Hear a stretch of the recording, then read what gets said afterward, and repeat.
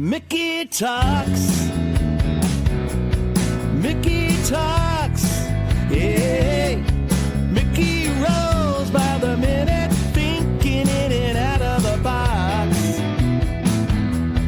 Mickey talks. Mickey talks. Mickey talks. Oh yeah. So let's get into it. Don't you wanna do it? Listen every day 'cause he got something to say. Funny little chatterbox. Mickey talks. What an awesome chord at the end of that song. It is a beautiful chord, And along with those beautiful harmonies. Yeah, so great.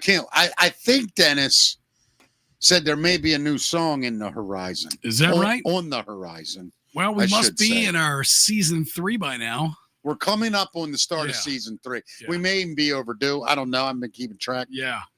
But We're lucky created as one. So. Yeah, without a doubt. How was your weekend, buddy? It was good, man. It was a nice, relaxing weekend. I know Yeah. you had shows, right? Yeah, I had shows Friday and Saturday. It was a lot of fun. It was it was crazy. Like, it was just fun this week at the club, you know? Yeah. Decent crowds, you know, could have been busier. Tough weekend. But It was a holiday weekend, yeah. but it's got to be fun performing at your own club. that was neat. I love it. Yeah. Yeah. I love watching. You know, it's funny. I thought I'd be on stage all the time, Yeah. like the open mic nights. And I just enjoy sitting there watching it. I really do. Yeah. I love it. I mean, those open mic nights are so well attended. Yeah. We need some audience members there Yeah. to hang out. No, agreed, man. You know? Thursdays are a blast. Yeah. They're just fun, man. It's actually a cool place. Like, if you're single, you can just come hang out because you're not weird. You're just sitting down watching comedy. Yeah. Nobody cares. Like, it's something to get away and do. You might meet people. There's a ton of comics hanging out. Yeah, it's its own little club there. You'll meet the other comics and people there, right? Yeah, it's great. Yeah. So that was good. And then yesterday, I don't know if you can see this or not. Let me hold it up for the audience here. But this was a big deal yesterday. I don't know if anybody can read this. You read what that says right there, Matt? It's too small. What's it say? That's Manchester United's emblem. Ah, We won. And it's been a rough go for a little bit. I mean, they were decent, then they lost, and they were losing, then they look good again. So, yeah, I stopped following them for a while because just other stuff, too much going on. And this week I made it a point to watch, and they won. So I got to keep watching now because they asked me. They have a big riot over there. Yeah, huge. It was terrible. Hey, I know that. Are you still following along with all the political stuff in England right now and the deportation things they want to use for all the Middle Eastern people? I'm looking at all that. Yeah, dude, it's crazy. And then you sent me that thing from what's her face. You don't want to talk about that though, right? About politics? About what you sent me. No, not really. Yeah, no, that's fine. Yeah. But like, it's getting wild, dude. Yeah, it's been wild. And now we are within 19 days of an alien visit. You know that they said the 17th. I thought it's the 19th. Is it the 19th? I Maybe thought it was. I think you're right. I thought it was the 19th. Yeah. But you know, dude. Well, they're saying that 3-Eye Atlas is going to come the closest it'll come to Earth on that day, whether it's the 17th or the 19th. You're probably right. Yeah. The 19th. But you know, that's 170,000 miles away, I think it is. Yeah, but even still, think about how far it's traveled in the last, just say, 2 weeks. Yeah. Way more than that, right? I think so. How fast is that thing going? It's like 230 miles an hour, right? No. No, I'm sorry, 33,000 miles per hour. Yeah, 33. Yeah. So every 3 days is 100,000 miles. It's crazy. Yeah. Right? Wait, no, you said 33,000 miles per hour. So that's 500,000 miles a day. Yeah, it's incredible. Wait a minute. If only, Matt, if only they made something. No, you're right. And I mean, to think about how far this thing has traveled just in general, I mean, it came out from outside of our solar system. No, it's crazy. Yeah. Like it came from outside the Milky Way. Right. Well, I don't know if it's outside the Milky Way, but it's outside of our solar. That's our galaxy. Oh, you're right. It came I'm out sorry. of our solar system. Right. Our sun. It came out of sun. Right. Yep. Yeah. Let me ask real quick. This could be fun. Let me see real quick. Going 33 miles an hour, how far would you travel in 24 hours? It's 333. It's 33,000 miles per hour. That's what I said. I thought you said 33 miles per hour. Going 33,000 miles per hour, how far would you travel in 24 hours? I got it right here. It's 792,000 miles. Dude, that's almost a million miles a day. Almost a million miles a day. A day. Yeah, it's crazy. Wait a minute. How far away is Mars in miles? Let's figure something out. 140 million miles. So if that thing took off today from Earth, it would be there in what is that? 5 months, almost 4.5 months, 140 days. Right? Is that what it is? 140 million miles away. That's what Mars is, the average distance, because it does go a little further and closer as it orbits. But wait. Yeah, and they're trying to get it as Mars comes closer to us. How long would it take to get to Mars if you traveled 33,000 miles per hour from Earth? Depends on what time of year. Yeah, well, we're going to figure that shit out. Hold on. Don't get all technical on me. Let's say 50 days. Yeah, it's a long time to be in I mean, that's if you're traveling 33,000 miles per hour. Right. Yeah. It would still take that long. Right. Crazy. And, I think Musk said if they launch to Mars, what's it, 8.5 months to get there? Yeah, I've seen a bunch of different calculations. Yeah. What do you think, dude? The more and more we're digesting. I got a Mars story coming up, actually. You know what? Let's get into the news right now. In fact, brought to us by HammerJokes. Yes, the newest, funnest club in Baltimore County for joke telling. This weekend at HammerJokes, the incomparable, amazingly talented Kevin Lee. He is an unbelievable act. If you've never seen him, make sure you're there. Great guy, great entertainment. Go to HammerJokesComedy.com for details. All right, here it is, ladies and gentlemen. That's the facts. Matt, what do we got? So we weren't going to lead with this story, but we are now because we were talking about Mars. You damn right. So scientists may have detected lightning on Mars, but it's not like the lightning found here on Earth. They say that in the research published this week in the Journal of Nature, scientists describe the Mars lightning as mini lightning, which is more like the static electricity shocks you feel when you touch something metal. So dozens of instances of the mini lightning were captured by a microphone on NASA's Perseverance rover. They mostly occurred during dust devils and dust storms.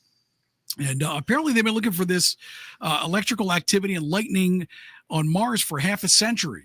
Don't say. Yeah. And they found it. They think they found it. They're not sure. But the current evidence suggests it is extremely unlikely that the first person to walk on Mars could, as they plant a flag on the surface, be struck down by a bolt of lightning. But the small and frequent static-like discharges could prove problematic for sensitive equipment, is what they're saying. I just had the funniest thought. I don't know what made me think of this, but one day, and it's going to happen, an astronaut is going to put a flag on Mars somewhere. Yeah. It's going to happen. Can you imagine, though, if, they do it, and we're watching it live on TV, and then, out of nowhere, the ground opens up, and, a Martian comes out, and he just looks and goes, seriously? You guys just show up and make it yours? We left you alone, really? You're going to try to claim it now? Like the native Mars people? Yeah, let's just come out, and they're like, seriously? Right in my backyard? Right. Yeah. Dude, I got family over. You're banging. That would be so funny. So scientists have determined that we talked about this the other day, too, when we were getting into aliens. We talked about the whole computer simulation thing, Mick. Yeah. Do we live in a computer simulation? And scientists have determined whether or not we're living in a computer simulation. And the answer is no. Well, they did say no. Right. For years, scientists have toyed with the following conundrum. Is humanity as we know it really just a computer simulation created by a far more intelligent species? Through extensive research, this scientist and his cohorts have concluded that a fully consistent and complete description of reality cannot be achieved through computation alone. What does that mean? So I guess here's what they did. Their findings were published in the Journal of Holography Applications in Physics. They go beyond simply suggesting that we're not living in a simulated world like the Matrix. They prove something far more profound, they say, that the universe is built on a type of understanding that exists beyond the reach of any algorithm. So what they're saying is, we've kind of gone from, modern physics has moved far beyond Newton's tangible stuff bouncing around in space. Yeah. And then we got Einstein's theory of relativity replaced Newtonian mechanics. Then we got quantum mechanics, which transformed our understanding again. Now today's cutting edge theory, quantum gravity, suggests that even space and time are not fundamental. They emerge from something deeper, which is pure information.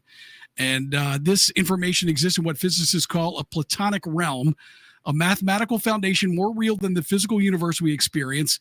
And they say that because of all this, you can't compute a theory of everything. That math has kind of proved that there's more to it than being able to put us together in some kind of simulation. No, I agree with that. But I want to go back to something you said in there, that quantum gravity. Yeah. Have scientists truly defined what gravity is? Because when I was a kid, am I wrong? Is gravity the attraction between two things that hold them in sync? So they know what gravity is, but they didn't know how it fit into everything else, physics on the large scale. For the longest time. Like how do you apply gravity to the wider universe, not just Earth, but the wider universe, especially where it's not even relevant or present, right? Yeah. And so the question would become then, why is gravity absent in these situations? What's countering the gravity? Correct? Yeah, sort of. I think so, and I think the much bigger picture now is like dark matter and dark energy, and that takes up most of the mass in the universe. It's not like stuff. It's not matter as we know it. It's something else. What is radiation? Isn't that radiation is like? Is that a tangible thing, or is it the way that molecules are moving? Does that make sense to you, or am I just asking? No, I mean, I'll get the official definition. You want me to get the official definition? Is it contaminated particles? I think it's radiation definition. I think it's them kind of breaking down, right? I don't know. It's the emission of energy as electromagnetic waves or as moving subatomic particles, especially high energy particles, which cause ionization. Wow. So that's what happens to the body, right? It starts ionizing the body. I don't know if we're if we no, I mean, so like that would radiation poisoning. That's what would be happening, right? The body absorbs this radiation. Yeah, from like the sun, the sun, or a nuclear explosion. Yeah, and then what happens is, I think that radiation goes into the body, and we start ionizing, basically, which can cause cancer, which can cause everything. Yeah, I guess that's how it works. So my question would be: could dark matter just be unbelievable patches of radiation caused by the Big Bang?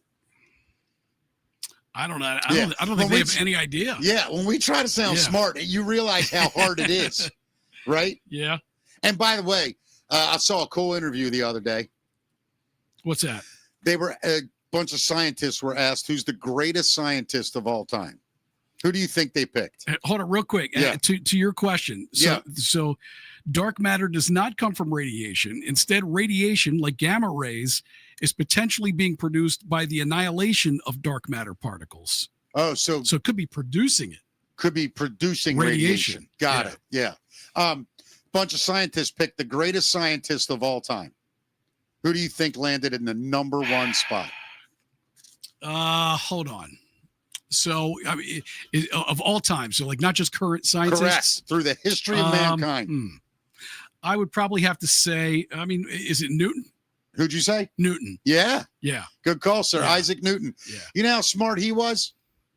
They asked him. He was also nuts. Oh, too. crazy. Yeah. They asked him a question that he didn't know the answer to, and he found it.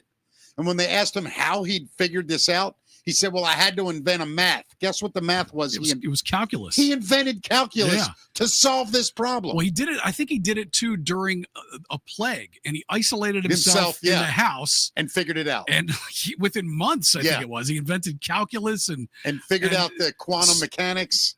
It was crazy. Everything, I think. Not quantum mechanics. I forget what it was. But like, have you ever read all the laws? It was a theory of relativity. No, not the theory of relativity. Well, he designed the laws of gravity, motion, all the laws. Yeah, right. He designed them. What a smart dude. Oh, he's brilliant. I couldn't even figure out 5 good rules for my comedy club. This guy invented calculus. You know what I mean?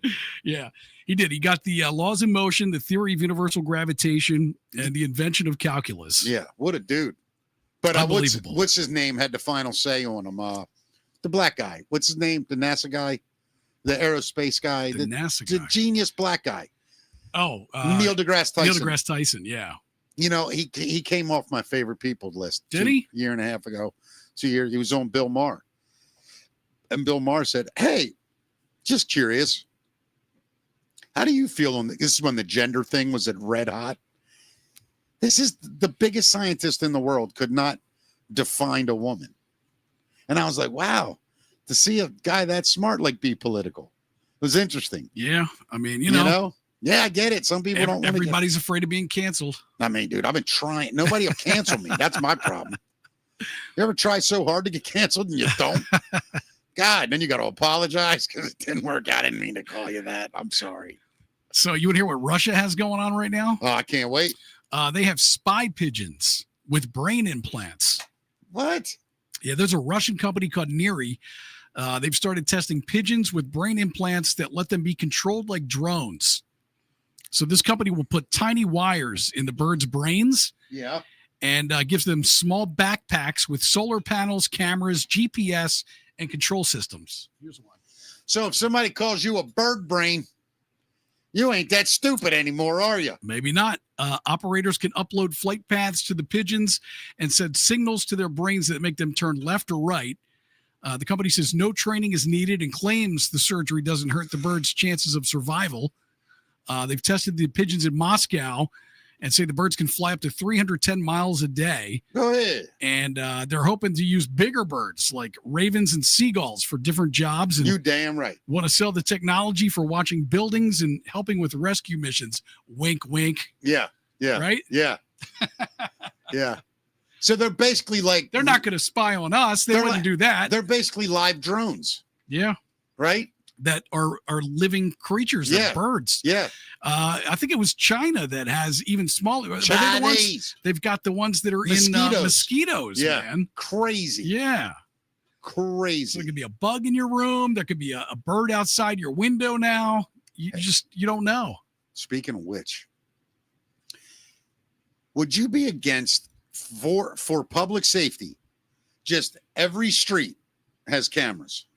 I think we already live in that world, don't we? I mean, like where you live.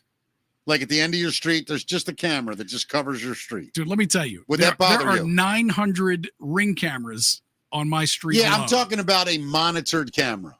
Would it bother you? No, I mean, we're already being filmed everywhere we are. Care less. Right. Couldn't care less about that. I mean, yeah. People allowed to film you. Doesn't matter who it is. Yeah. As long as you're out in public. I think that might straighten some shit up. I think, I remember you can walk down the street and probably if you're having a conversation with somebody, every Ring camera is picking up a portion of your conversation too. Did I ever tell you my idea for public? It's a public live stream. I want to set up a camera, like a little booth and a microphone. And it just says, you're live now. Walk up and talk. You just, and it's streamed live somewhere. Yeah. You can just walk up and be like, hey, everybody, my name's Mickey. I'm a comedian, blah, blah, blah. And it's just going out to the world. Don't you think that'd be neat? It would be interesting. Yeah. It could be a reality show. Yeah. People would just check in. Yeah. You'd get regulars on it. And maybe you only get, 2-3 minutes. And if enough people click and like you, it keeps going. I like that. Right? You should have done it. Why'd you give up the idea on the air here? I do it all the time. Did I tell you about my idea for mayonnaise? Ugh. Yeah, except they already had it. Oh, I had an idea for hate mayonnaise. Do you really? Yeah. Oh, it's the worst substance. What? Oh, absolutely. I didn't even know you were black. That's crazy, dude. Never heard a white person. Is that a thing? Black people don't like mayonnaise? Hate it. Really? I mean, I might be black because I love hot sauce. Yeah. A lot of people like hot sauce, but mayonnaise hating, I think, is a black thing. Okay. I've always heard black people, I don't want no damn mayonnaise. Maybe I'm wrong, but I think so. Yeah. I think it's a stereotype, honestly. I'm the whitest black dude there is, man. Where the hell is our guest, by the way? I don't know. I'm going to find out what the hell's going on around here. Anyway, yeah, dude, I think when it comes to all that stuff, I'm not sure we even understand what's really happening to us. Like, have you ever really made sense of life? In regard to what? Just your own brain. Have you ever been able to be like, all right, that's what it is? Like, a lot of people just go, yeah, it's God, and he gave us this planet, and we're going to go live with him afterward. And people go, that's what it is. And we go, yeah, great. Other people think it's totally random, just some weird thing happened, and here we are. And then people think it's aliens, it's all connected, and we're going to learn more. We're about to be enlightened and join the intergalactic world. Yeah, I mean, it is the biggest mystery to humans. Always has been. Once that's solved, how do you think life on Earth would change? Once we understand where we're going? Say we're visited by peaceful aliens that try to advance us. Do you think Earth would calm down and we'd start becoming Earthians instead of Americans or Yeah, I mean, Russians? If we got concrete evidence of what was coming out, think about it. I mean, any type of religious war probably wouldn't exist anymore. It'd end immediately. Yeah. Right? I mean, you just look at Israel and go, okay, seriously? Like, are we done? Yeah. Like, you'd look at, Iran and be like, you guys good? Like, this is bullshit, right? I mean, wouldn't that happen? I think a lot of people would start to get along. I do too, man. Yeah. And I think what would happen, honestly, is for the first time, we would start appreciating our similarities instead of our differences. Like, you're hard pressed to find a culture who hates kids. Like, every culture on Earth loves their children. Sure. Can't we just start there? But it also depends on what kind of answer we get. Because if the answer is there ain't nothing out there, this universe is just completely random, then it gets worse. Then here. it could get bad. I think it's going to get bad.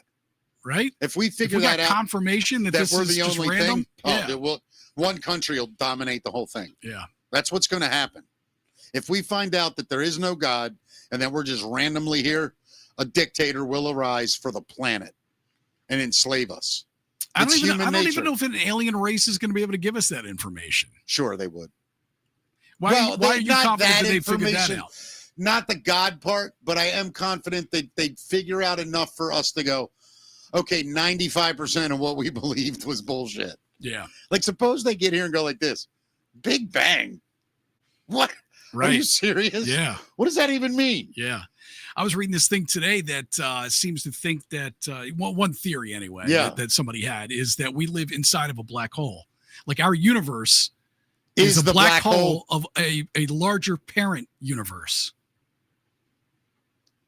And there's some, I don't want to say there's evidence of it, but there are things that made them observations that they caught through the telescope that made them think that through the James Webb telescope. Wow, dude. Yeah. That James Webb telescope's done a hell of a thing, right?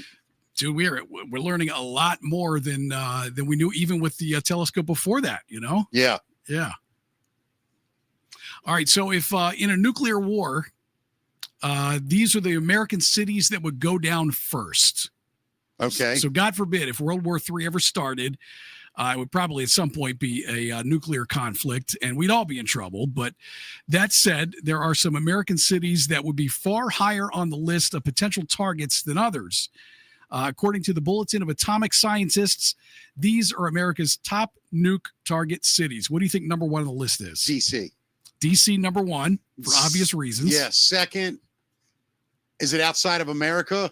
No, these are all in America. Okay, first is New York. Second is Los Angeles. Wait. You said first is DC. I'm sorry, DC. Second is New York. Yes. Third is Los Angeles. Yep, you're correct. So New York for economic and cultural reasons. Yeah. Los Angeles also for the same reasons. Yep. Then I would say after Los Angeles, it's probably a tie between Chicago and San Francisco. Yeah, San Francisco's number 4, Yeah. a massive hit to the tech sector. Yep. Number 5 is Houston. No, I forgot about them. Yeah. Energy infrastructure Yep, makes this a prime target. I was going to say Dallas, but Houston is the right answer. But Chicago's right up there. Number 6, a major disruption in travel logistics. Yep. 7 is Seattle. I was going to bring them up, and let me see if I get any more. Yeah. I'll go with maybe Miami. Miami's number 9. Yeah. They would hit a major port supply hub to the southeastern U.S. And then what's number 8? Let me think here. I got to think about portals and stuff like that. U.S. City, maybe Boston, but I don't know.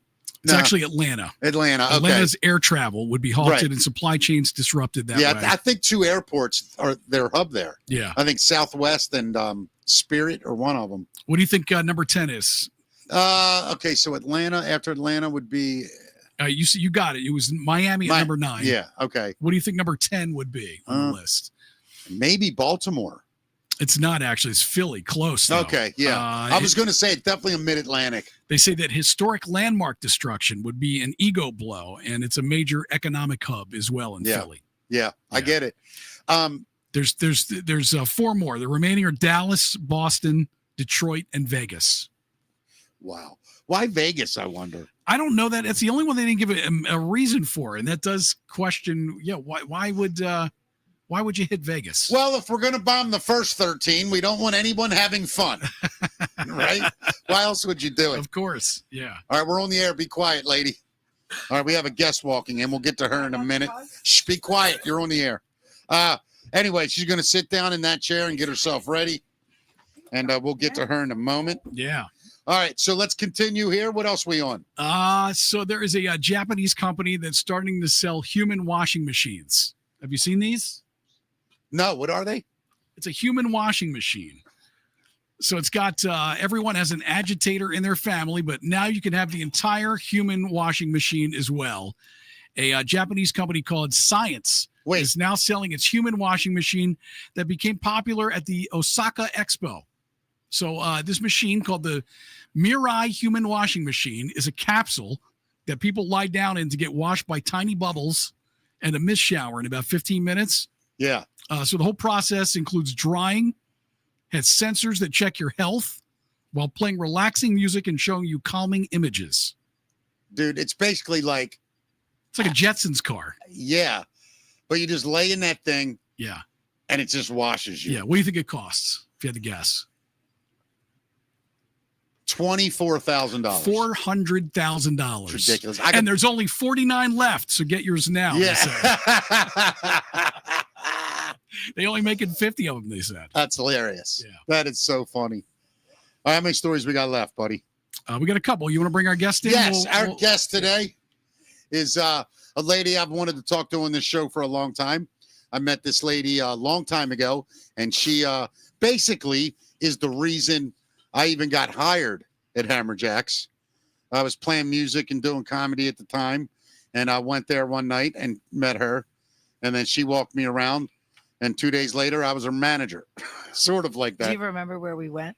That night? Sabatino's? John Balby. Oh, my God, that's right. It was there at Hammerjacks. And then we went afterwards. Yeah, that's right. I do remember that. I took you backstage. Yep, she did. This is Jill Deville, everybody. Hi, Miss Jill. Hello. Hi, Jill. How have you been, girl? Hi. I'm all right. Yeah? Getting old. Yeah, I know. We all are. Are you still downtown working? Yep. Do you want to talk? Say it? Horseshoe Casino. Yes. Where can they Oh, right find you on. if they go in there? Tag bar. What is it? Tag. Tag bar. Like a skin tag. Yeah. Tag bar.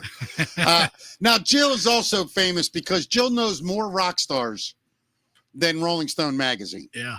Her Rolodex is unbelievable. Speaking of Rolling Stone, I had a lifetime subscription. Now they're telling me I got to read it online. I You're so I want pissed. the cover with Youngblood on it. I'm really upset. I know now. I just found this out. She walked in. Show this camera your shirt, Jill. Can you see? It says Young Blood. Young blood. Now, I've been saying and Matt will back me up on this. I think he's going to save rock and roll and bring it back. Oh my God. If You I could be agree? 27 again. No, I know. Oh, that boy'd be in trouble, I wouldn't would he? kidnap him. I plan on it anyway. All right, Jill, we're going to finish the news and then talk to you for a bit. All right, this guy in Ohio, man mailed a drug-soaked books to prison inmates. Federal prosecutors say 32-year-old Austin Seibert was caught trying to mail books to prison inmates, not for them to read, but for them to get high from. So would they eat the paper? I think so. Yeah, the pages of these books, which included Vice President J.D. Vance's Hillbilly Elegy, were soaked in drugs, including meth. So the prison officials get the books, suspected something was wrong when the pages appeared to be discolored, and a quick test confirmed they had been laced with drugs. So he's now being convicted of drug trafficking, possession of a gun as a felon, and sentenced last week to 10 years in prison. Could probably use some good book recommendations himself. Yeah, I don't know if I can eat a book. You know what I mean? Like I'll go through a lot of things to feel better. You're not a meth head, though, man. No, I'm not a meth head. You know, I'm not. I'm not at all. Yeah. Have you ever done speed? No. You've never really done any drugs, No. right? Yeah. I tried meth once. Did you for real? And when I went to LA, Are you I serious? did. It was horrible. Did you ever try it in a book, though, Jill? ever Come eat it? on. No. That's I the way did- you do it. I did it on a kitchen table. Were you with a rock I star? was out there during the riots. I know you were. Oh, Lord. I walk in my friend's apartment. Why is there a register on your counter? They took it from a store. It was on fire. Oh, my God. There's Is no money in it. Is there a cover charge in your living room? What the hell's going You on? remember Lewis? I do remember Lewis. Oh my God. That's He's going doing back. good. Is he really? Yeah, he works for a production company. For Oh, movies. that's awesome. That's awesome. What else we got, buddy? Let's get through it. Shower water beer. Would you drink it? Shower water beer. This is beer made from shower water. Yeah. Startup company in California is rolling out beer brewed from recycled shower and laundry water. The company called Epic Clean Tech filters, zaps, and purifies the water until it's safe to drink. I'm not going to lie. I prefer douche seltzers. I don't know if you've had those yet. Those are a little different than shower beer. Right. Yeah, I like douche seltzers. I get it. It's a flavor thing for you. Right. Right. It's then brewed into a shower hour IPA, which will soon be distributed in several states out in California for sure. That's hilarious, dude. Only there. Isn't that where, what's her name, sold her vagina? Who's What was that? her name? Remember she had a vagina smelling candle? Oh, God. I think it was Gwyneth Paltrow. Gwyneth Paltrow. Yeah. Yeah. My Vag or whatever it was called. Is that what it was? Something like Oh, that. My God. vagina. We'll wrap it up with a video here. This is a family in New Jersey. They held a huge Thanksgiving. By the way, I have a friend of mine who bought that candle for his parents. Yeah. And the first night they burned it, the father abandoned the entire family. So I don't know if it's a good idea. I'm just kidding. Go ahead. That's a dumb joke. Ruins families. Yeah. Well, this family in New Jersey held a huge Thanksgiving with over 150 people. And during a speech, the table with all the food Yeah. collapsed. Oh, no way. It's gone viral.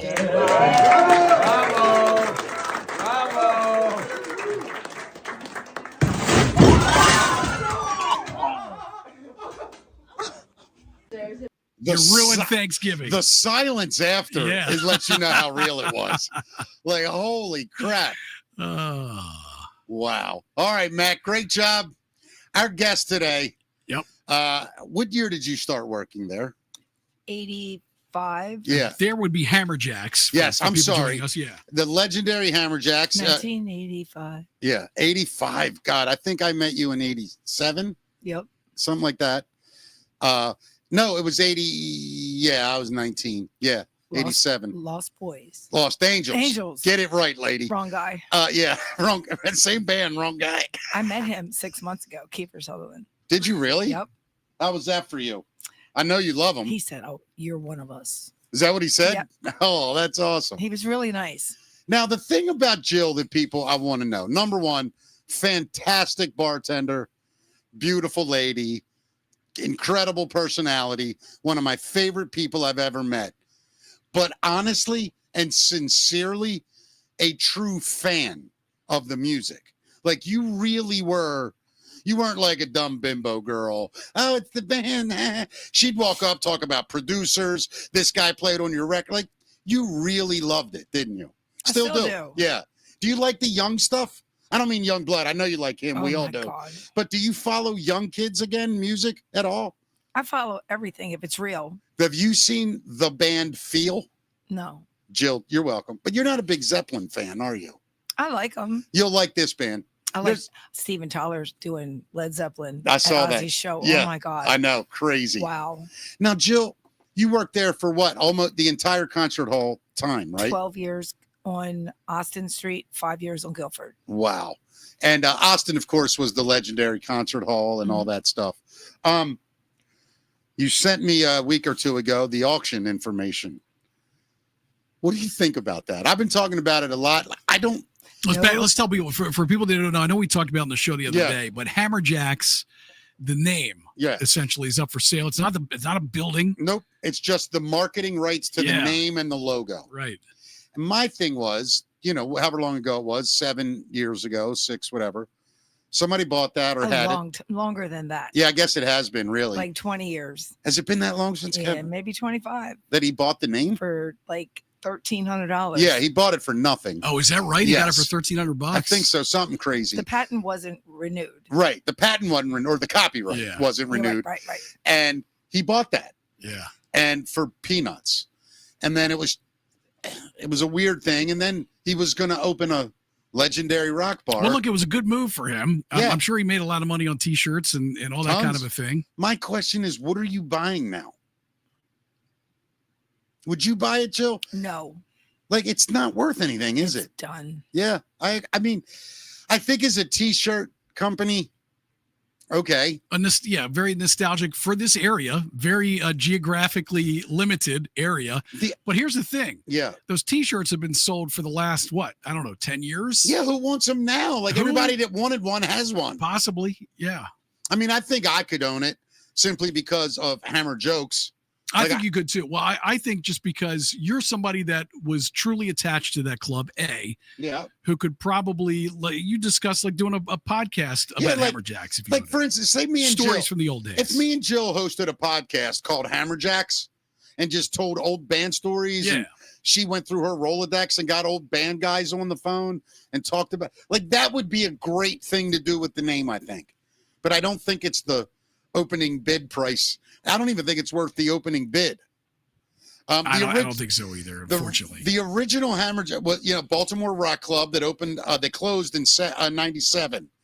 The brand was bought it's been, 2009. That's how long it's been. Yeah.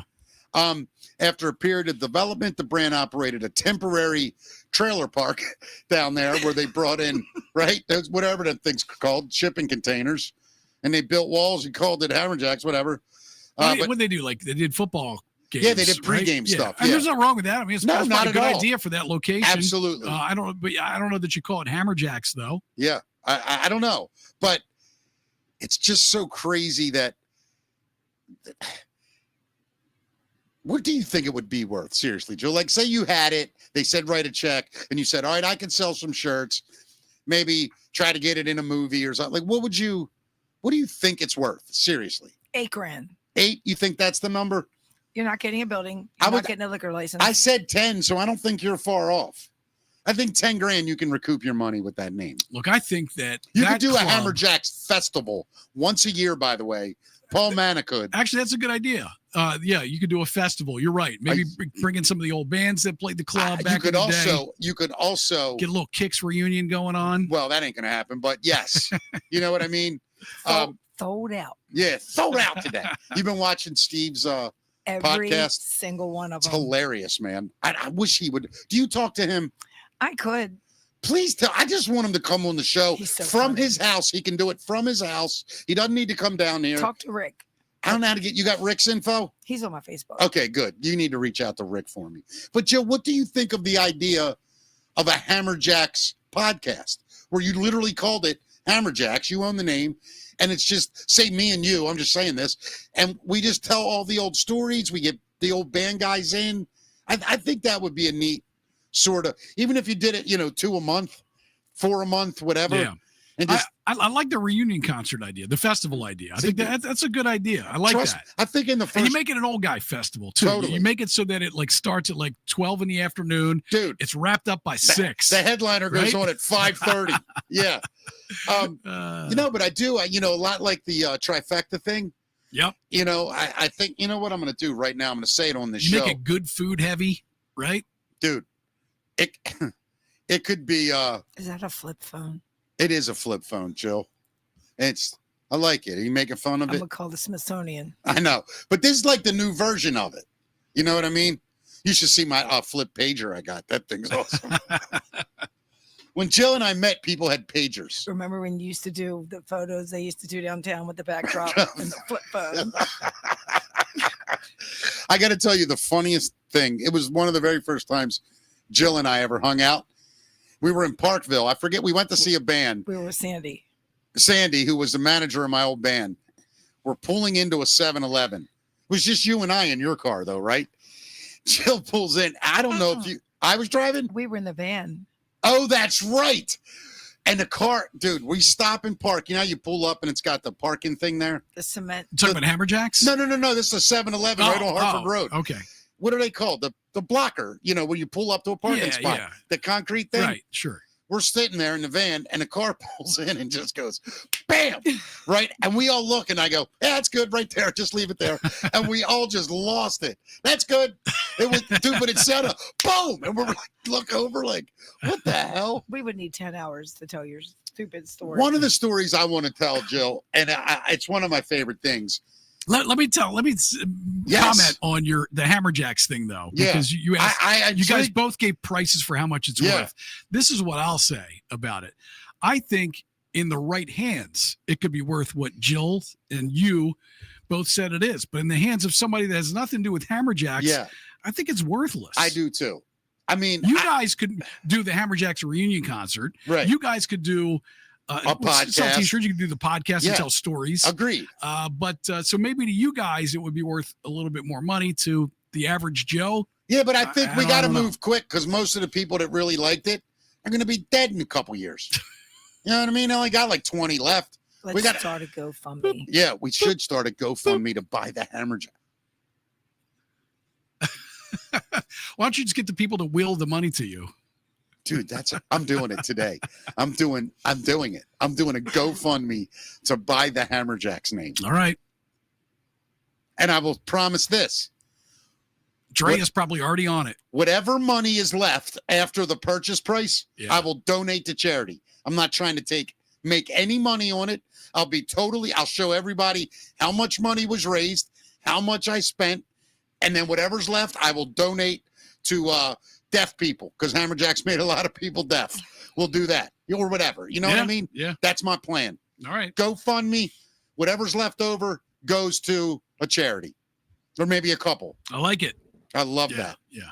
Jill, you're in. You're my partner now because you came up with the idea. You know who I still see? Who? Leroy. Oh, my God. We got to be careful being so inside. We have to explain things to people. Explain who Leroy was. Milliroy was a guy that used to walk around and pick up all the change on the floor. Dude, he would walk around for hours and just pick up change. And that guy now's worth $14 million. No, I hug him every time I see him. I wanted to ask you about, Steve Kitchens was on the show. Steve did the show. Anne Marie's going to do it. What did he say about me? Nothing but good stuff. I promise you. And you know what we did talk about with you? In those days, Matt, there was no internet. There was we flyered. We went around and flyed. Yeah. Jill was one of the greatest promoters I've ever met. And I mean this, because at one time I was a manager, you're a bartender. I would say to Jill, hey, Jill, we're going to start college night on Wednesdays. Like Guns N' Roses was playing. You'd go behind her bar and she'd be yelling to everybody, Wednesday nights, college nights. That's great, man. She was the best. Yeah. Yeah. I mean, you're not like that at the casino, are you? Yeah, we have live music. Do you really? It's Gary Hudson. People won't know what that means. An old school local booking agent. Does he ever come down? Yep. How's he doing? He looks exactly the same. Yeah, he's looked like he's 100 since 1978, so that's fine. He's like Jack Dean. So do you work in the place where the band plays? Is that where your bar is? I moved. To where? You know where the poker room is? I've never been in Horseshoe. You were in there one time. Oh, I was one day. That's right. When we first opened. Yep, I do remember that. You're I was right. downstairs at Be More Beer. I do remember that now. You're right. It changes. Yeah. Working in a corporate casino. You hate it? No, I love my job. Do you really? Because we're union. Yeah. You make good money? I make really good money. Good for you. You get health insurance through your union. I have a 401k. That's awesome. Union bartender. Is that because it's a casino? It's like a casino union? Yep. Yeah. It's a legalized mafia. Oh, aren't they all though? They ever do comedy down there? They Yeah, of course they do. In the harbor room, we've had real. I thought you did comedy there. Not at the No, Horseshoe. not Horseshoe? No, Okay. I did Maryland Live and the one up in. They've had a couple big names, right, over there. We have. Yeah. I can't think of anybody that comes to mind, but I I'm- know I'm recently blanking, too. we've had a few. Now, Jill, how long ago did you? We had Steve Adler not long ago, Oh, I know, I saw that. and he was in the hallway, and I had a picture of me and him from. Are you serious? What's the place in Philly up on the hill? The Electric Factory? No. God, I know what you're talking about. So I told What is that? somebody from Horseshoe that I wanted to say hi to him. The guy's Yeah. like, no pictures. I don't want no pictures. I was like, Steve, it's Jill Hammerjacks. And he hugged me, Oh, that's awesome. and I bought a $50 t-shirt. Of course you did. Yeah. Now, that's a couple things people don't realize. What was so cool about Jill, she could call a huge band and they would answer. Like, she could call Poison in 1988 and Bret Michaels or CC DeVille, I saw it, Right. would answer the phone. Yeah. Their managers would. You brought them to Hammerjacks. Was Guns N' Roses you too, or was that No. that was an agency thing, right? But you brought Poison. October 18th, 1987. I was right there. dude. Wow. Just sitting there, and Poison's playing, and they're the biggest band in the world at the time. And We're Louis, one of. Louis gave me $500 Yeah. to do that Yeah, show. good job. I made 40 grand. Here's 500. Sorry, Louis. Yeah. Anyway, yeah, me too. How are you, Jill? How are you? I'm good. You single? Of course. You don't even want to date anybody, do you? Young blood. Yeah, but besides young blood, like, are you even interested in dating? Nope. I'm good. For Just real? the way I am. Yep. Now, I got to ask you this, and I'm going to ask. No, I won't marry you. No, I don't want that either. I'm not ready to settle down. No, but seriously, like, how's your neighbor situation? Did that ever get worked out? I just turn my. So no, it's still a nightmare. Look, she leased the house out. Somebody's in there. They're real quiet. It's perfect. Oh, so now it's okay. For a while, can I talk about it? No, Okay, I won't. Never mind. we have better things to talk about. Jill had a neighbor problem. Anyway, Stacy. yeah. I still talk to Stacy. Now I got to tell you, Matt, one of the funniest stories in my life happened to Jill. Okay. When you move my car. No, that was a great one. But no, this one, you're going to hate me, but it's so funny.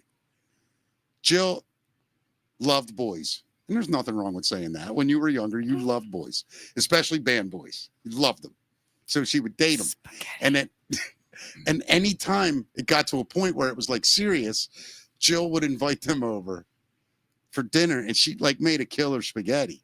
So she made spaghetti, but like 3 times in a row, the night she made the spaghetti, they broke up.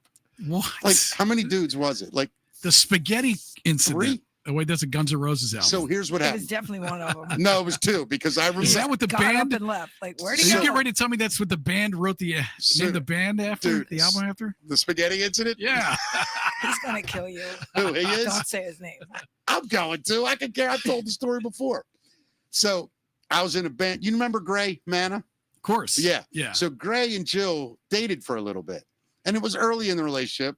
So Jill calls me up one night. Did I bring Danielle? That was the day I sewed that patch on the back of his jacket. I know. Was I with Danielle then? Yep. Yeah. So Jill invites us over for dinner. So Gray and her, and me and my first wife.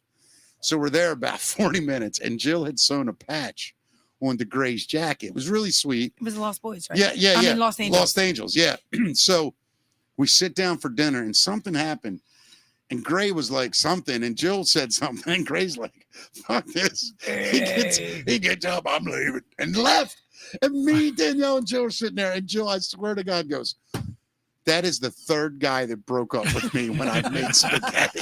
I was gonna bring you spaghetti too. I thought about a can of ravioli.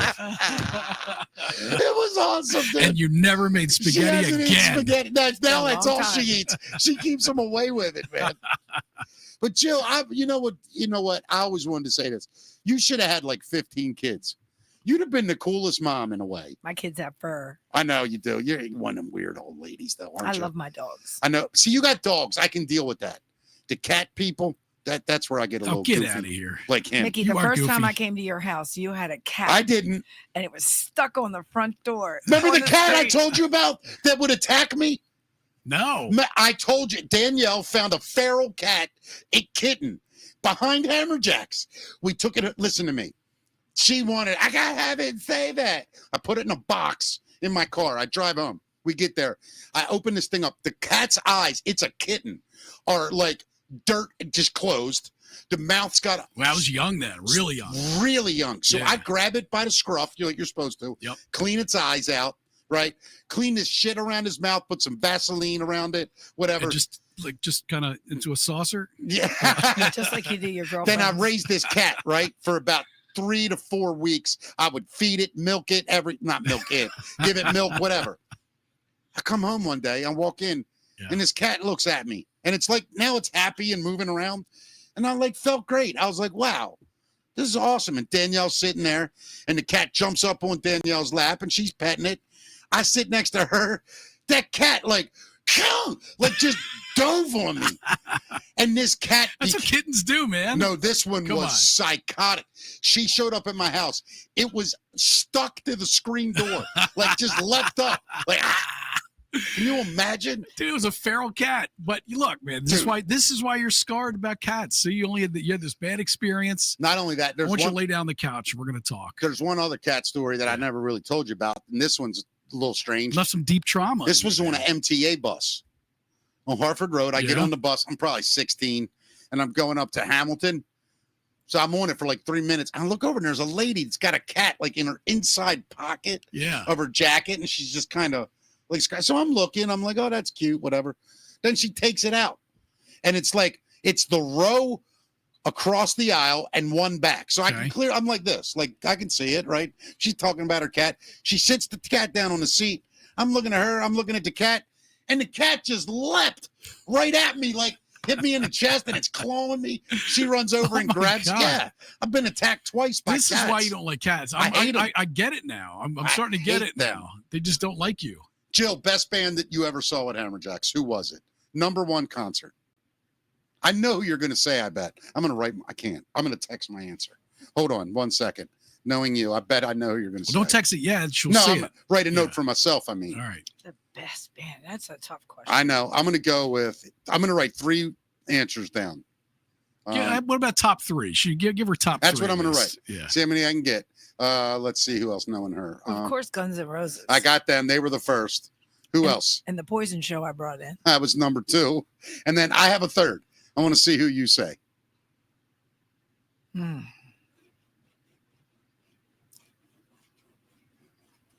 I know my answer all the time. Didn't Marillion play there? Marillion, yes. That's who I'm going to say. They were amazing. They were incredible, but We didn't have Queensryche, right? I thought Queensryche played I Hammers, think right? Queensryche Yeah, before yeah. Operation Mindcrime. I think I played their Operation Mindcrime, Is- isn't it?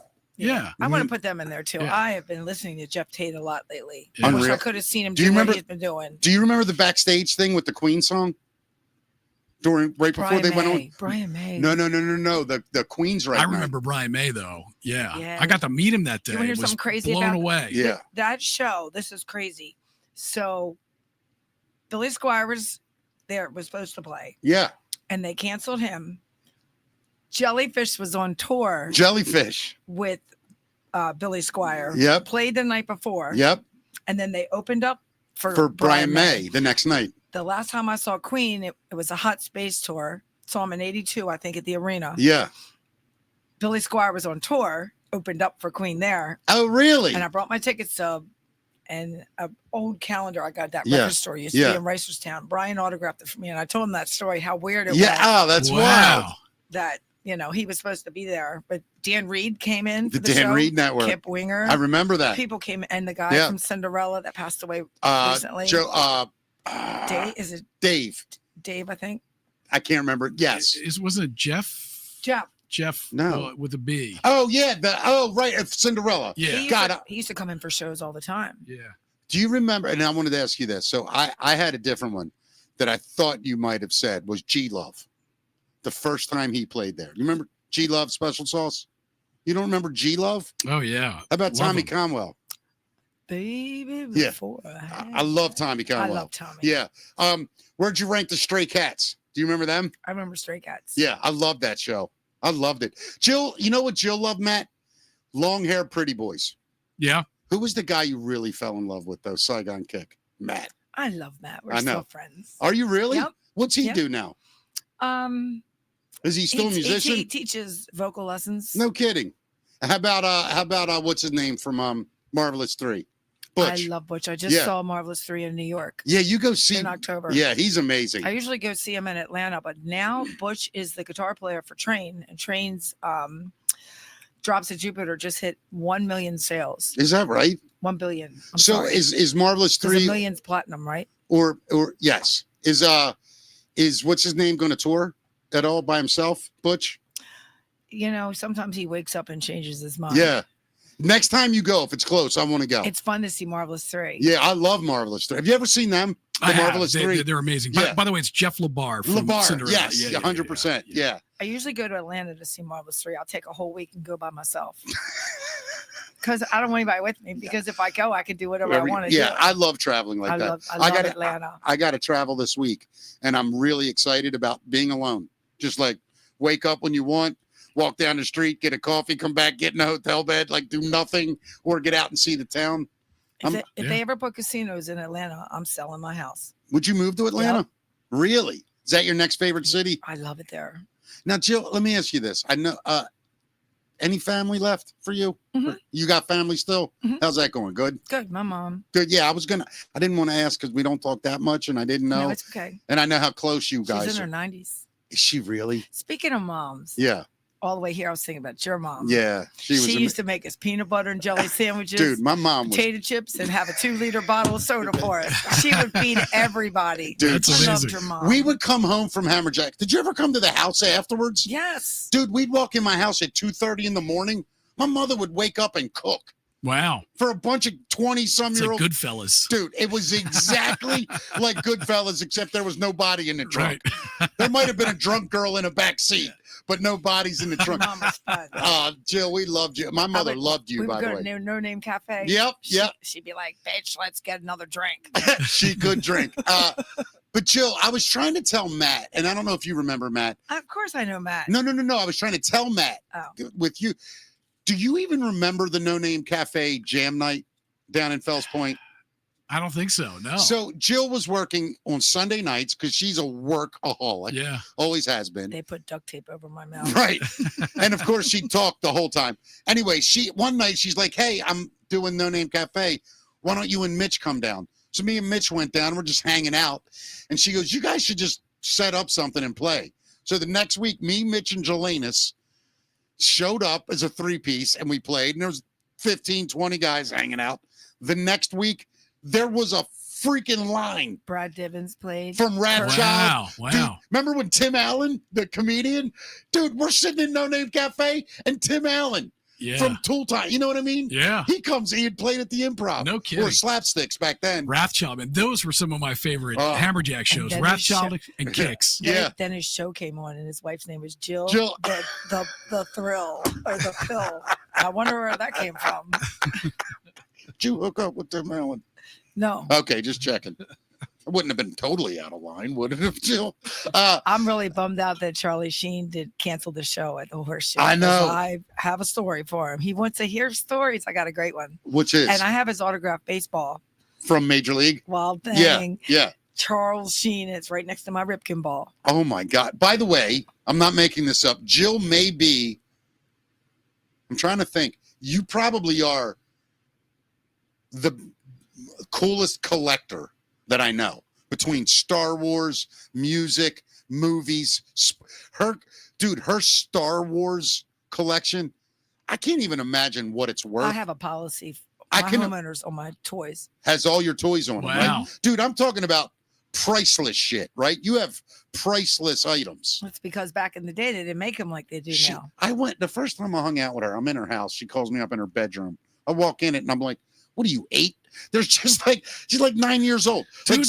Yoda, all Yeah, over the I wall. had all that stuff back in the 70s, At and it's 23, just gone now. she's 23 when she's doing this. I know. Me and Don came to this theater when 98 Rock did the Star Wars movie Oh, Yeah, right. That's right. Yeah. on the big screen. Yep. And then he got up and walked out because he was really mad because Hayden Christensen is terrible. Oh, yeah. You didn't dig it? Nah. Did you?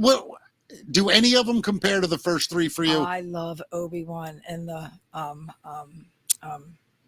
Mandalorian. No, I'm talking about the movie. Well, okay. Is the Mandalorian the one that had what's his name in it? Ewan Pedro. McGregor.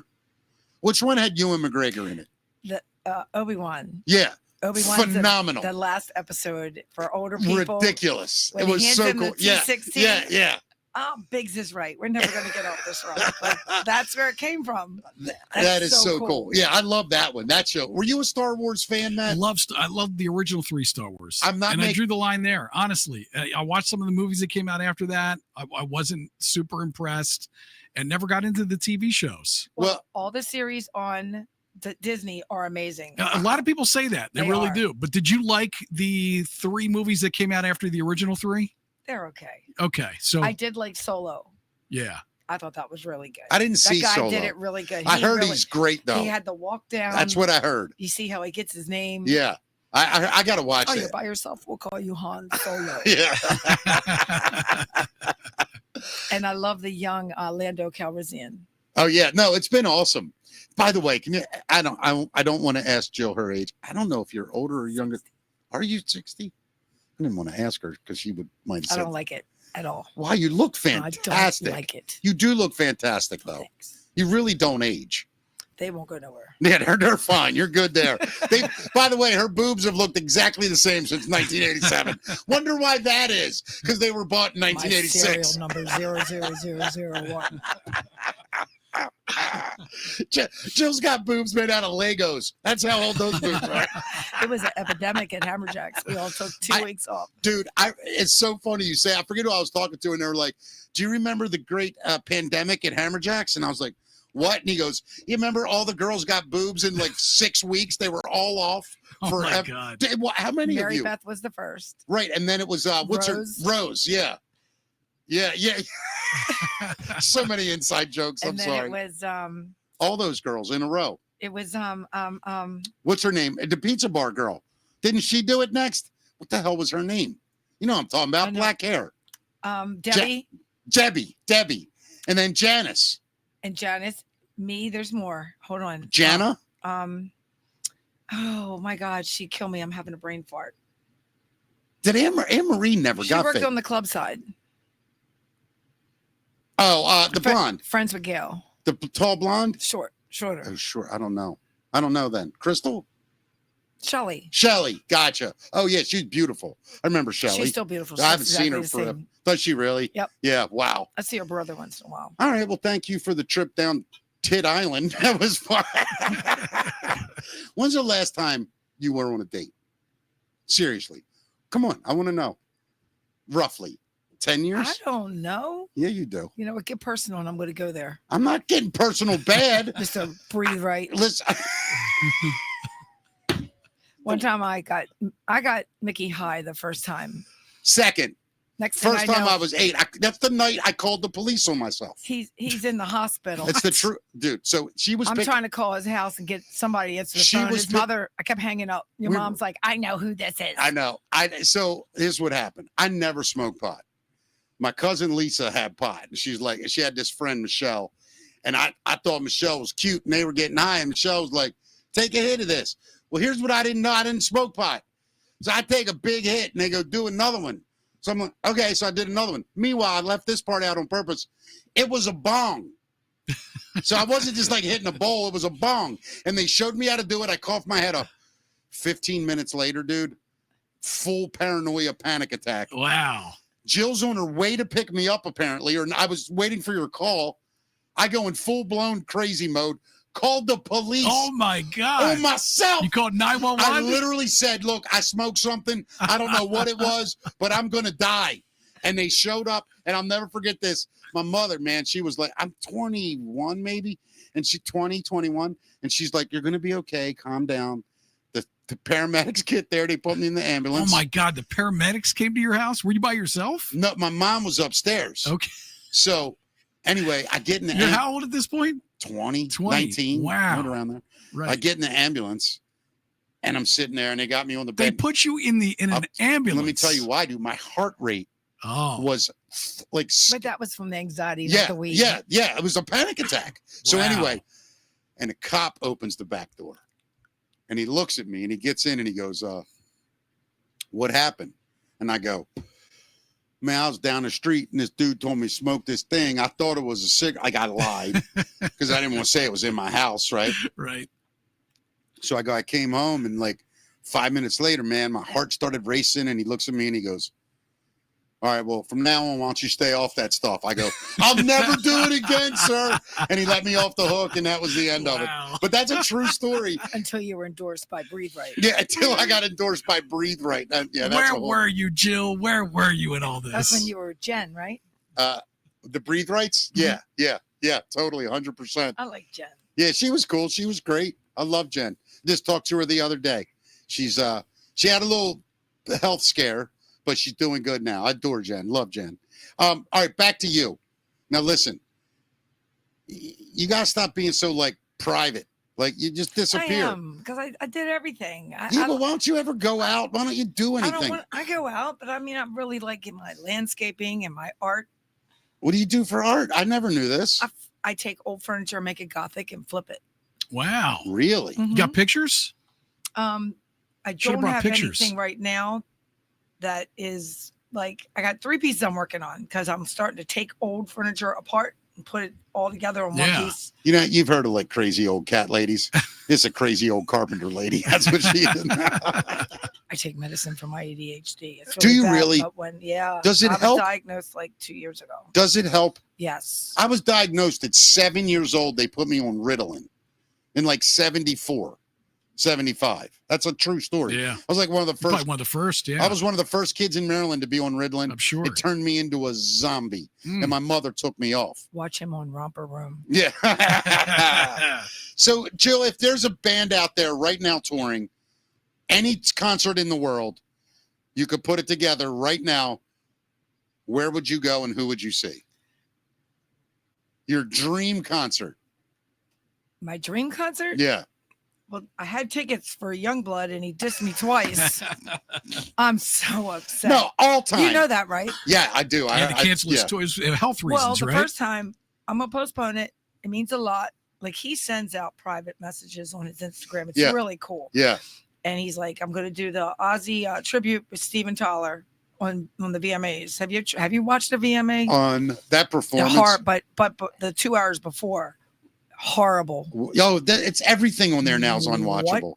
What's a VMA? It's the MTV Awards. Right. Trust me, I get it. Last best one was Jim Carrey with Slow Ride. Oh my God, that was so funny. Right. Yeah. So then I got 11. First, it was 7 days to go, and it turned into 81, and now I'm at 11 days. And then the doctor says you need to stay home till the first of the year. So where were you going to see I him? bought those tickets before Ozzy passed. I want to talk about Ozzy too. All right, where were you going to go see Youngblood? 930 Club. Damn it. When he reannounces, let me know. I'll go with you. I know where they park the buses. I know you do. Let me ask you though, because I know you don't like going out with anybody. Would you let me go to a concert with you? As long as you stand 5 feet away from me. Deal, babe. Make it 10. No problem. I just need a ride to and from. Kirk was the first person I called. McEwen? I said, I got 2 tickets. He was Remember first. when I told you about? He was first. Remember when I told him about Guns N' Roses and Yep. they were nobody? Yep. And he's like, I got a gig. Well, cancel it. You actually. This guy's going to be huge. I will give you another piece of credit. You used to tell Russ Motla about bands, and Russ would play them, and they'd become bigger. That's the truth. Jill could spot like an opening band and be like, oh, they're good. They're going to be big. Yeah, no, it's smart. It's remember- very smart of Russ. Do you remember when the Black Crows opened for Junkyard? Yep, I love Junkyard. But here's the thing. You kept saying that night, that opening band was incredible. Oh, my God, I One love of my that. all-time favorite bands. Me too, man. Me Yeah, too. yeah. 6 months later, they come back to Hammerjacks. They were an opening band for Junkyard. I think it was actually 4 months later. They come back. I remember I paid them $31,000 to close that night. crazy. Yeah. In 4 months, they went from getting $75. Yeah. I mean, once that first single hit, it was all over the radio. Mudhoney, first person I ever heard bring their name up was Jill Deville. Yeah. Yeah, you're a music assassin. Are you still doing like Soul Asylum? There's another one, Soul Asylum. All of them. Crazy. You only slept with like two guys. Me and Marie were hanging out on their bus in the parking lot. Yeah. Everybody's gone. Right. I had this little Honda CRX, the one you and Tom Perry picked up in the middle of the street. Dude, I got a ticket. We literally picked her car up off the ground and put it in the middle of the street one night. In front of Sabatino's. In front of Sabatino's, and she got a ticket. Oh my God. Oh my God. Dude, we're leaving, and the singer says bye, and I'm like, see you later, John. And as the bus is pulling off, he's like, my name's Dave.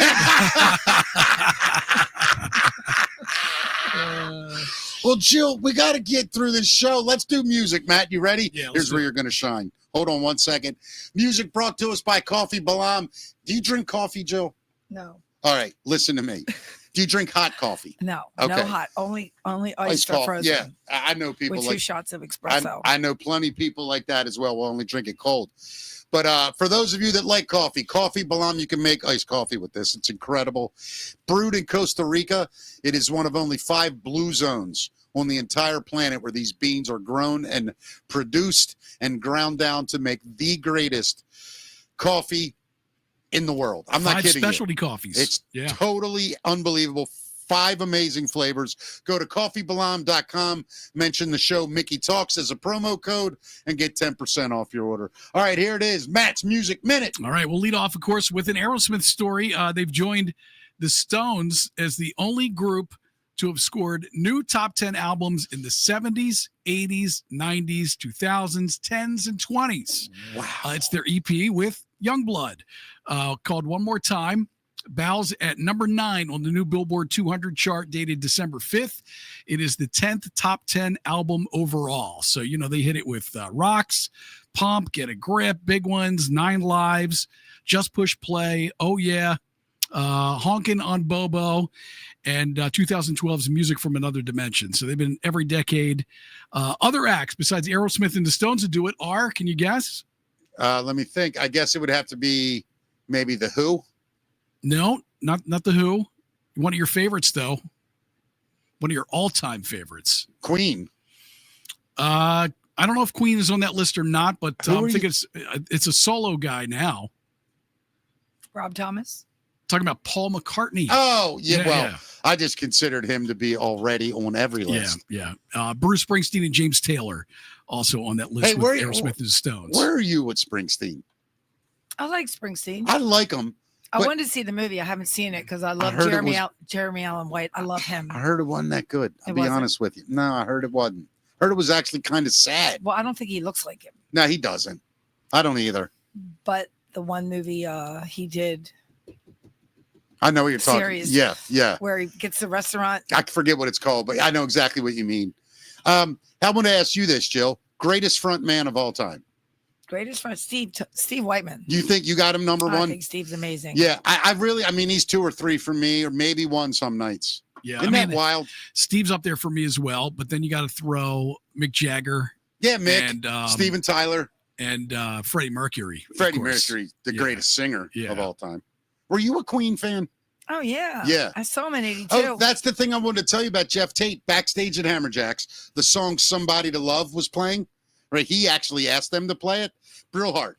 And so we're in the DJ booth, and he's in the office, Jeff Tate. And I can hear him singing to the song. So I'm like, wow. And you know the part in the middle where it holds that huge note, that high, huge note? He holds that note, Jeff Tate, and I'm watching him. And then when that song moves on, he just held it and then took it up another octave. And I was like, my head went back through the wall. Yeah, he can sing, man. Dude. I'll tell you something crazy. When I saw Marvelous 3 2 years ago at the Tabernacle, on the Sunday night, remember they used to cover Queen, Bohemian Rhapsody. But I didn't think they would do it. I didn't think they were going to do it now. Yeah. But I hear them starting to play it. Butch is at the piano. And who's the guy that dresses like a clown that was on America's Got Talent? That one? Oh, I know you. The I know who you mean. Simon. Yeah. And I recorded it. He came out and he sung it. You mean the comedian? No. He was like Dressed like a clown. well, he was like a singer, but he wore like weird outfits. Like it was He weird. wears Okay. he's a sad clown. He wears Right. this little hat sideways. Yeah, he wears like a beret like looking thing, and you'd know him if you saw it. He was pretty big deal for a while Yeah. from that show. But anyway, he came out and sang it, I'm gonna show you this. and he killed it. It was insane. Well, And we- he stayed outside and he autographed stuff. There was thousands of people waiting. We can't watch it right now. That's the problem. We're live. Oh, That's the problem. I wish we could. You have to show me after the show. I'll send you a lot of stuff. Oh, I know you're talking about. I see the picture of the guy right now. I just looked him up. You know who I mean, right? Yeah. That guy was incredible. Puddles the clown. Puddles. Puddles. Yeah. Anyway, so getting back to it, what else we got? Anything else, Matt? Yeah. So Mariah Carey, apparently, who's coming back soon, is the Queen of Christmas. That's a great song. I hate her face. I don't like her either, though. I don't like She her. looks like Miss Piggy. Well, she makes a fortune every I single know. year from All I Want for Christmas Is You. Yeah. If you had to guess, how much you think she makes every Christmas? 10 million. How much you think, Jill? 20 million. 2.5 million. Yeah, I in just- royalties every year. But some people estimated closer to 3 million, they say. But I think she shares some of that. It was co-written by a Russian-Brazilian music producer to take some of that. But so it's a nice chunk of change to get around the holidays every year. Holy crap. One song. You imagine? You just take off for 11 months. One Wake song. wake up in December, go out and make a cool 3 million, go back to bed in Yeah, January. we need a Christmas song, Mick. You want to write one? I'll write one tonight. Let's do one. I'm going to write one tonight. All right. Done. I'll have it produced. On the first date with Stacy. Stacy. Yeah, some funny shit we could talk about on here, Matt. Inside We were stuff. in an open air truck, not seatbelted in, singing that. Who was driving? Gray, No, it was your roadie guy. Charlie. Yeah. Charlie. On the first day with Stacy. Gray was dating this girl, Stacy, Yeah. who was a dancer, right? Back then they used to call them strippers before they got their just credit. They with a dancer, and she was number one, gorgeous. She's still gorgeous. I haven't seen her in 30 years. An unbelievable body. Like she was built unreal. And Gray's dating her. And Gray was always like, hey, Stacy, you know. So I started singing the 12 Days with Stacy. On the first day with Stacy, she done gave to me. Yeah. 2 bags of Doritos and a 2-liter of Coca-Cola. Like all the things she would bring to band and stuff. It was so funny. Hilarious. Yeah. We're literally sitting in the back of a truck going down the road. I told you, me and Timmy from my band were in the back of the truck. It was 34 degrees from here to King's Dominion to play a gig. Drove in the back of the back truck. of a pickup truck. Yes, under a tarp, Yeah. laughing our ass off Wow. for 2 hours, Wow. 3 hours. So sad story now, guys. Oh, Ace no. Frehley's final resting place has been revealed. It's photos and videos have surfaced on social media of his grave marker at Woodlawn Cemetery in his hometown of Bronx, New York. He, of course, died in October following a fall at his home studio. And memorial service later that month in Yonkers was attended by fellow bandmates Gene Simmons, Paul Stanley, and Peter Criss. Oh, well, I'm glad they all came around at the end. You know what I mean? Yeah. I tell you, he's got one of my funniest lines in rock band interview history. The Tom Snyder Show. Have you ever seen that? Remember the show Tomorrow with Tom Snyder? God, I don't think so. It used to come on late at night. Yeah. And he had Kiss on. And this is like 77 when they're gods. So Tom Snyder's reading his cue cards and he goes, all right, so right here we have Paul Stanley as the singer. Peter Criss is the drummer. Gene Simmons on bass. And he just, he said bass instead of bass because it's spelled the same on bass. And everybody chuckles and he kind of looks up and then he goes, okay, Ace, how about you? And he goes, I played a trout. Look that up, YouTube. Yeah, it's the Ace best line, man. Oh, yeah, I played a trout. And then him and Peter Criss lose it. And Gene and Paul are literally like this. Because they're trying to be so serious and it's Right. kids and they're monsters. And I played a trout. It was so hilarious. I think he's hammered in it. It's so I love funny, it. man. I Yeah, love it. it's awesome. So Radiohead has shattered Metallica's O2 attendance record. The shows took place November 21st, 22nd, 24th, and 25th. Each drew more than 22,000 fans, and the final night attracted a record 22,355 attendees, breaking a record previously held by Metallica. By the way, a lot of people don't know this. They also broke a second record that night, which is the largest assembly of male virgins ever assembled. Not as bad as a Rush show, though, man. Come on. Metallica's close. You think there's a lot of? Are you a fan of Metallica, Jill? There's female fans of Metallica. Yes, Yeah, I love yeah. Metallica. But hold on, Jill. Let's be honest. In the day when they were, right before the Black Album came out, when they were still kind of that metal thing before they really crossed over. Now, when they were still like thrash metal, it was a dude's band. But once Injustice hit, you were seeing female fans. Yeah, once one came on the radio. Yeah, but here's how it works with bands. I've noticed, like the Injustice album, the girls showed up, but they looked like dudes. They were big girls. You know what I mean? Like the black T-shirt girls, I call them.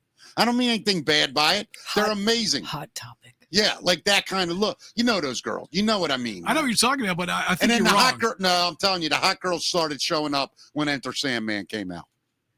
That's when it exploded for Metallica. Well, I mean, that's when Metallica exploded. And that's on when the commercial girls scene. went, "What's this?" But I think they caught on. Like all the chick metalheads that were into like Motley Crue and all those bands started to get into Metallica around Injustice. I mean, you would know better than me because you were one of those virgins. But I never really, I was into a lot of weirder stuff. Yeah. Hey, Jill, where did Duran Duran rank on your all-time list? Do you hate them or love them? Oh, I love them. Me too. I want to go see them next I hear year. them at work a lot. I love Duran Duran. That's who I think of when you guys were all metalheads. I was into I was into weird stuff. I did like Motley Crue and that, but I told you this before. I like the punk new wave stuff. Right. Yeah, that's why the off shows for me were always like the Stray Cats at Hammerjacks. Yeah. That was my top 5 shows. Of course, the Ramones. How many times have you seen the Ramones, you think? A lot. And I was cleaning some stuff in my office and I found my drumsticks. Did you really? Yep. I still have drumsticks, guitar picks. Do you have a will They're all dead, for all aren't your they? stuff? Everybody but one in the original. 1, 2, 3, 4. Have you left anybody any of your stuff? Like, have you ever thought about Monica's son. He gets it all? My Star Wars stuff. All of it? All of it. What, Monica? What do you think your Star Wars stuff is worth right now? If you had to put a number on I can't it. imagine. I've never sat If you down had to and really guess, thought about it. Is it 10,000? Is it 25,000? Probably $100,000 or more. Wow. Because I got stuff from the 70s. Dude, Yeah. I think she's wrong. I think her collection's probably worth a couple $100,000. You think? She's got items that like 10 people in the world have. Yeah, I wish I would have hung on to all my Me stuff, too. man. And wow. this is a girl that knew back then.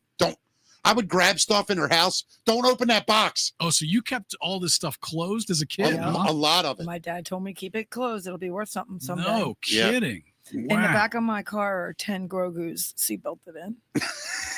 I'll be in a thrift store. I'm like, oh, another one. And they all talk. I hit a bump and then it's like,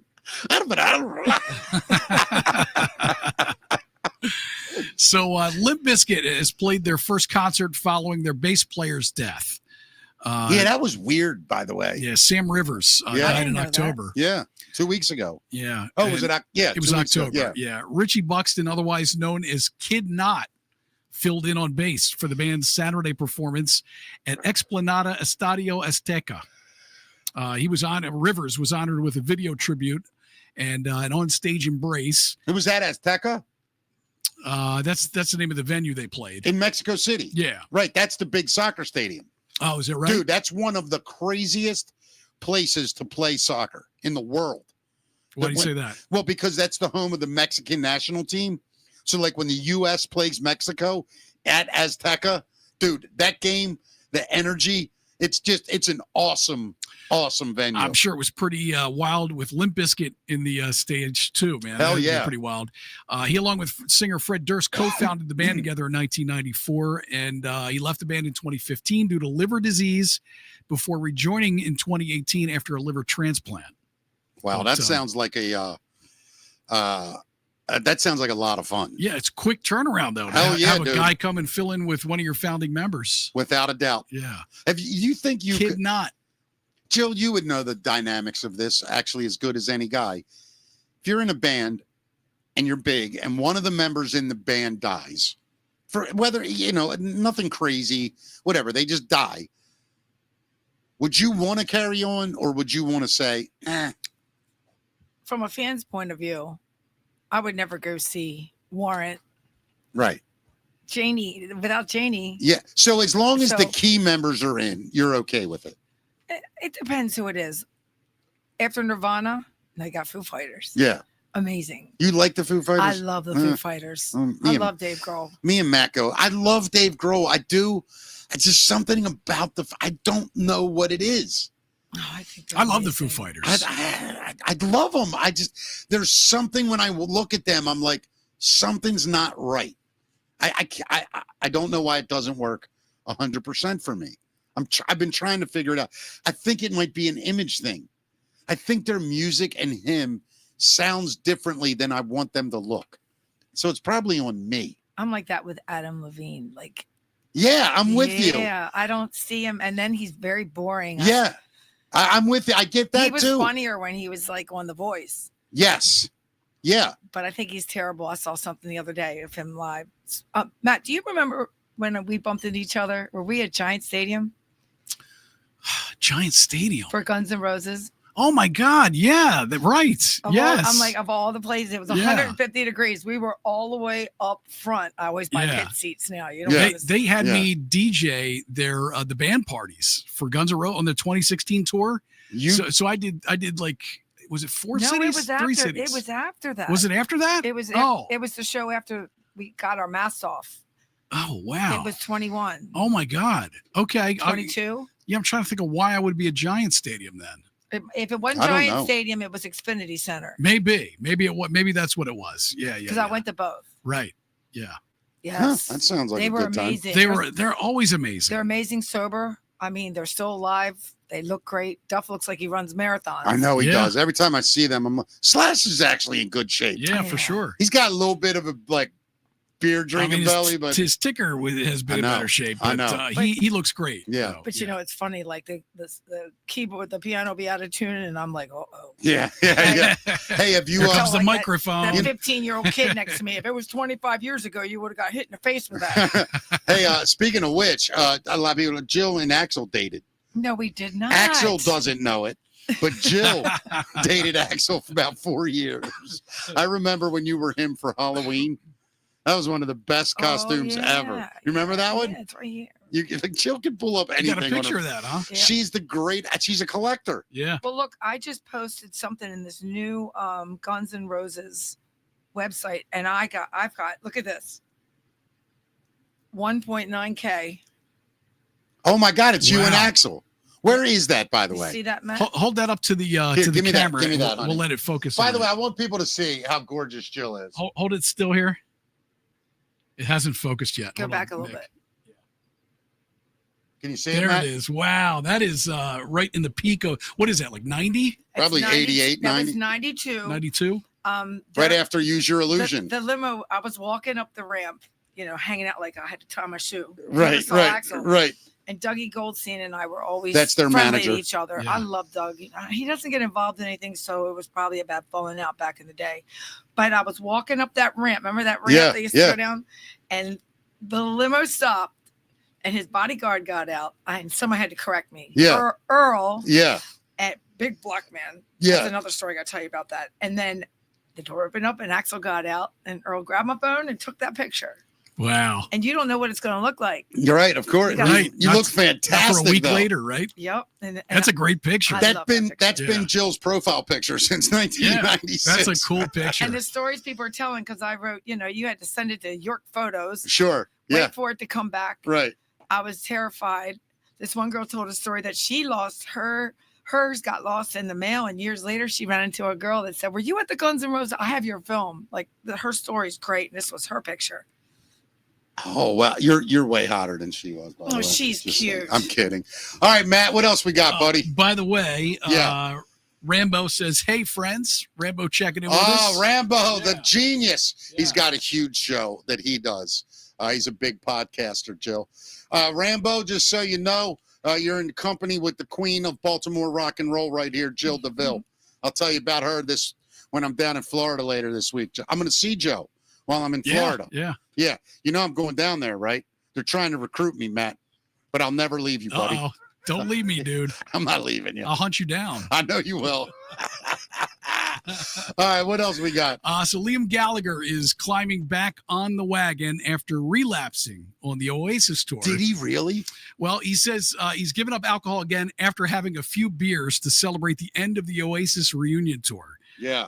So, he had quit drinking, smoking, and using drugs for the tour, which ended in Brazil on November 23rd. All right, man. He had 5 beers after the final show, but says he wasn't feeling it. And he's back to being sober. The 5th one, he made up his mind. Jill, are you an Oasis fan? No, not really.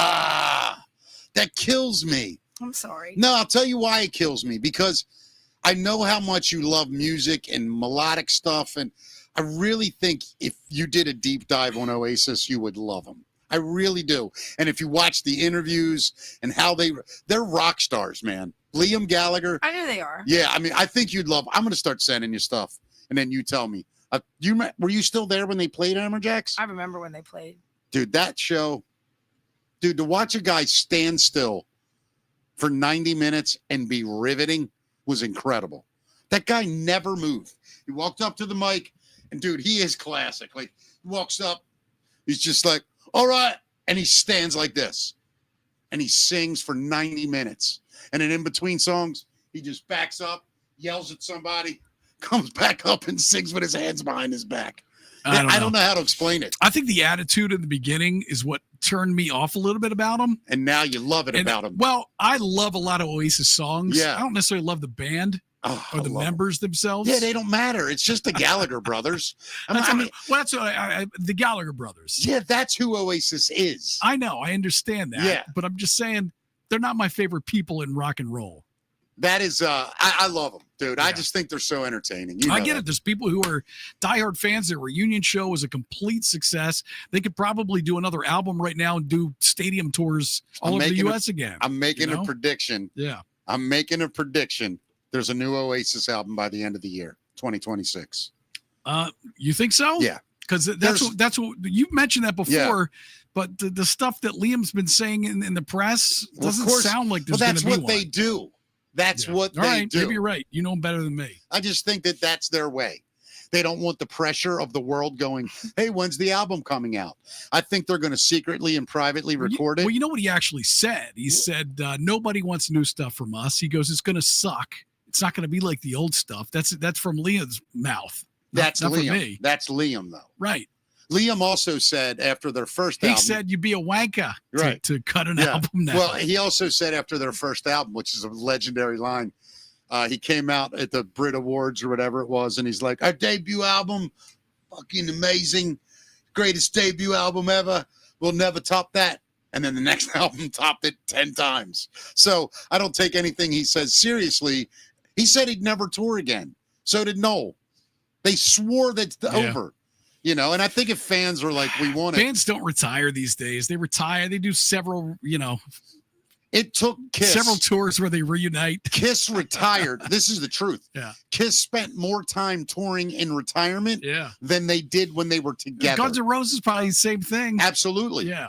What year did Guns N' Roses really break up the first time? 2000?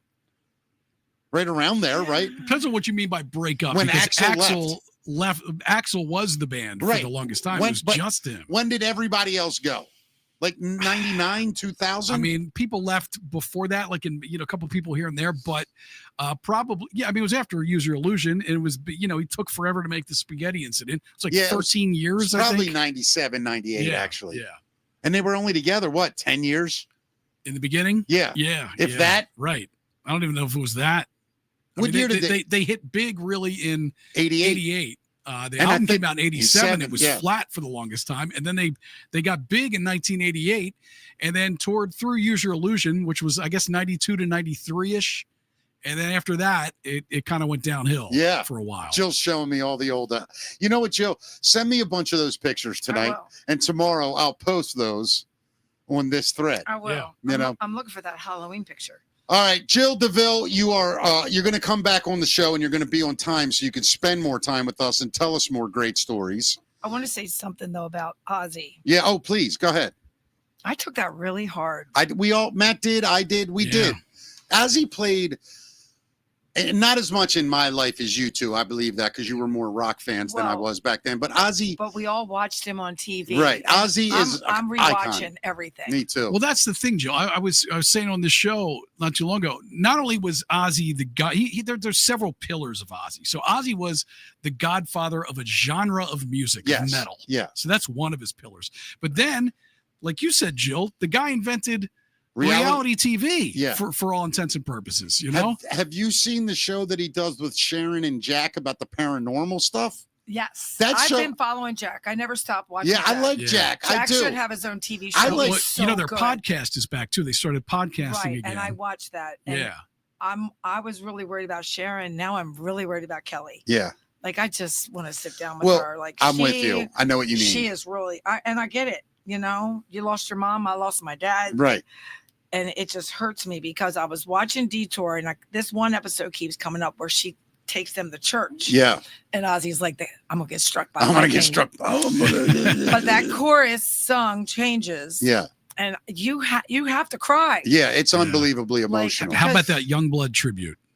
Oh, I'll tell you what, that's in my top. I broke my neck when I heard him because I watched it live. Yeah. The funeral I watched live also. I didn't even go to bed. I just stayed up all night because Wow. I really wanted to see that. That's cool. With that band playing, the Black Sabbath. Yeah. With the Ozzy in the limo. Like Sharon is such a strong woman. And for the haters out there, she don't care. Who hates Sharon and why? Sharon, I love Sharon. Me too. Yeah, did you see her on the podcast explain the President Trump call? Like, not to bring up politics. I know, Joe, but what I'm saying is the King called her too, right? The King of England called her. Yeah. And he didn't even sound like he had any emotion, like he was reading. Oh, will you stop, you hater? Talk about haters. Anyway, I mean, President Trump, the King of England, called Sharon. I know, it's amazing. You know, it's got to be a boring message to get from the King, though. Well, very sorry. How about when he was at dinner and Bush was like Ozzy Osbourne? Yeah, and a lot of people here. My mother likes her stuff. My mother really like Mr. Ozzy Osbourne. Yeah, Ozzy Osbourne. Yeah, from the famous Osbourne family. Ozzy had one pillar, the music genre, reality TV. Another thing was he invented the traveling tour for. Yes. Really with Ozfest, you know, and then launched a billion different copycats. I remember at Hammerjacks, he brought his Stairmaster. Yeah, I remember that. Yeah, remember that? Yeah, and in the back, and he's just walking in Courtyard 3. Remember they set it up Courtyard 3? And I walked halfway up the steps and said, "Can you sign this?" And it's still framed. It's a picture disc for a Blizzard of Oz. And he did, right? Yep. Yeah. He loved his fans. Remember the night Ozfest got canceled at Merriweather because he was sick? Yep. And all those guys came and played. Zach Wilde and Brian Jack got up and sang with him. Marie took Zach Wilde back to her apartment up the street, and we were pouring schnapps down his throat while he was laying on the kitchen counter, like apple schnapps, like peach schnapps. I'll never forget that. Oh my God. Jill, as they say, Matt, one of the most fun people you'll ever be around in your life. I love you, Jill Deville. I love you too. I miss you. We got to hang out, dude. We will. I say that all the time. Stop being a hermit is the problem. You don't ever return calls either. Show me the last time you called me. I can't remember. It's a new phone. I respond to you every time you reach out to me. Right. Well, let's go do something. Every 4 years, I return your text, not spaghetti. I'll cook it. I'll cook spaghetti. I miss you, Jill. I want to do that. We got to catch up. All right, everybody. Back tomorrow at 5, Matt. Do we have a guest? Not tomorrow, but Wednesday, we've got Johns Hopkins coming in. There's a real dude named Johns Hopkins, and he has a show online that's awesome. Related to a distant relative was Johns Hopkins. Johns Hopkins. Yes. But he does these little 5-minute history of Baltimore specials. He's got a new radio feature that's coming out on WYPR. I'm a fan of the guy. I have been watching his YouTube channel religiously since the pandemic. Yeah. And it's great little chunks of Baltimore history every video. One of my favorite ones is Little Italy. Have you seen that one? I don't know if I've seen that one. Oh, it's great. Yeah. So I got good. a bunch of favorites, though. Yeah, I'm with you. Yeah. All right, buddy. I love you. I'll see everybody tomorrow at 5. Johns Hopkins on Wednesday, and Thursday and Friday, we'll tell you. All right, see everybody.